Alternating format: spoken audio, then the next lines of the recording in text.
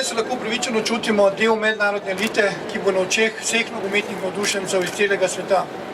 Dokaz je tudi prihod tega pokala. Moramo vedeti, da prvotno ni bila predviden prehod pokala, to je, da za našo vztrajnostjo in s pomočjo glavnega organizatorja Coca-Cole nam je tudi to uspelo. By the time the FIFA World Cup trophy arrives in South Africa, the trophy will have traveled to 84 countries across 5 continents. As we travel the world, it is incredible to witness the passion that people have for the beautiful game of football, how excited they are about seeing the ultimate symbol of the world's game, the FIFA World Cup, and how they celebrate their passion for football.